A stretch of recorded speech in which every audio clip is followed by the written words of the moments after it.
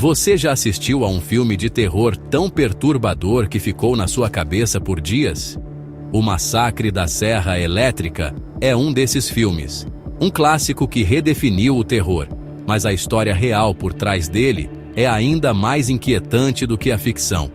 Estamos voltando para Plainfield, Wisconsin, nos anos 1950. Uma cidade tranquila escondendo um pesadelo. Os eventos de lá inspiraram não apenas o Leatherface, mas vários dos vilões mais infames de Hollywood.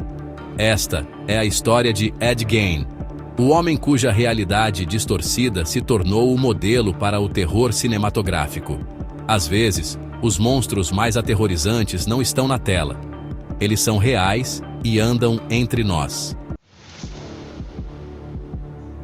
Para entender o horror, precisamos entender a infância de Ed Gein. Criado por uma mãe dominadora e fanaticamente religiosa, Augusta, Ed cresceu isolado em uma fazenda remota. Augusta ensinou a seus filhos que o mundo era pecaminoso, especialmente as mulheres, e os manteve afastados de todos. Ed tornou-se tímido, socialmente desajeitado e completamente dependente de sua mãe. Após a morte de seu pai e o falecimento suspeito de seu irmão, Ed ficou sozinho com Augusta até a morte dela em 1945. A partida dela o destruiu.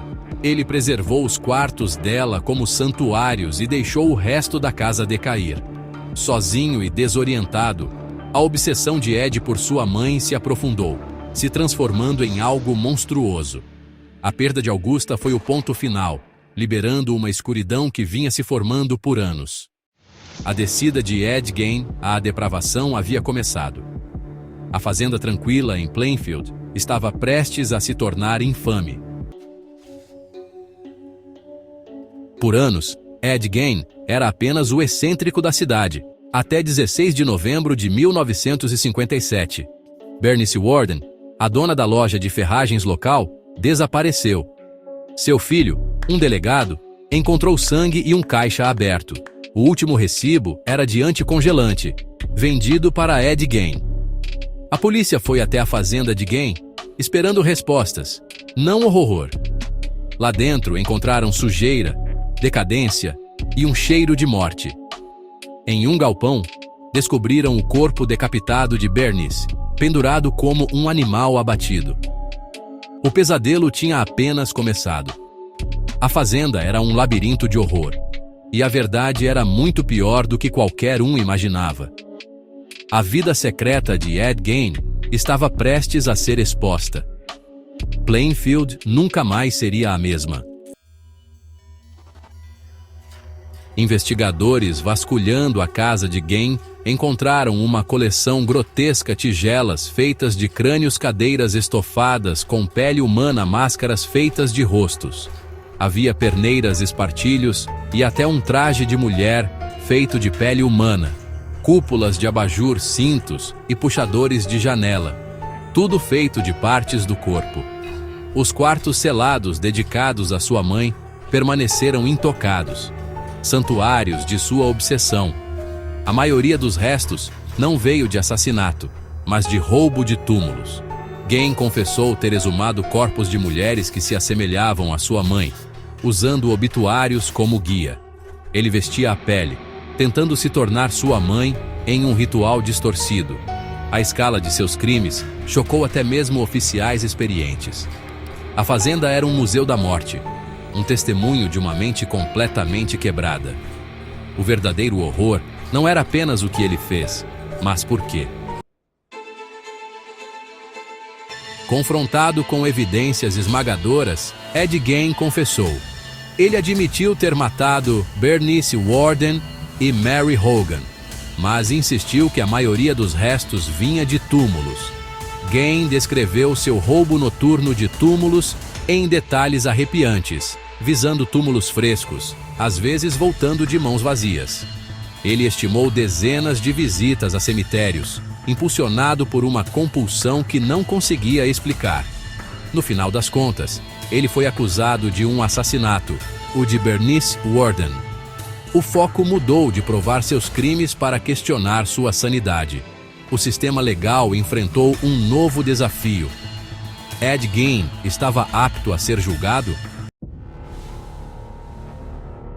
Ed Gein foi diagnosticado com esquizofrenia e declarado inapto para julgamento. Ele foi internado em uma instituição mental, onde viveu tranquilamente por anos. Em 1968, os médicos o consideraram competente e ele foi julgado pelo assassinato de Bernice Worden. O juiz o considerou culpado, mas também legalmente insano. Gein foi devolvido ao hospital, passando o resto de sua vida na obscuridade. Sua fazenda foi incendiada por moradores locais, apagando sua presença física. Ed Gein morreu em 1984, enterrado em uma cova sem identificação, perto do mesmo cemitério que ele havia profanado. O monstro da vida real se tornou lenda. Os crimes de Ed Gein se tornaram a base para os vilões mais icônicos do terror. O romance de Robert Bloch e o filme de Hitchcock apresentaram Norman Bates, um homem solitário obcecado por sua mãe. De Tobe Hooper nos deu Leatherface, inspirado nas máscaras de pele e móveis de ossos de Gein. Buffalo Bill ecoou o desejo de Gein de se transformar usando pele de mulher. Hollywood amplificou os horrores de Gein, transformando sua depravação silenciosa em pesadelos inesquecíveis. A linha entre fato e ficção se borrou, e o legado de Gein assombrou a cultura pop. Sua história se tornou um modelo para o terror. O verdadeiro horror, no entanto, sempre foi mais estranho que a ficção. Afirmava ser verdadeiro, mas a realidade era diferente. Ed Gein agiu sozinho, sem família canibal, sem ataques de motosserra. O caos e a violência do filme eram invenções. O horror de Gein era silencioso, metódico e profundamente pessoal.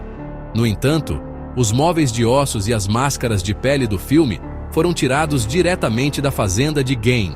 A máscara de Leatherface é a ligação mais direta com os rituais distorcidos de Gein. Hollywood nos deu monstros para temer. A história de Gein nos lembra que o mal real é muitas vezes escondido, silencioso e muito mais inquietante. O filme é uma corrida de terror. A vida de Gein foi um pesadelo lento e rastejante. Às vezes, a verdade é mais perturbadora do que qualquer coisa na tela.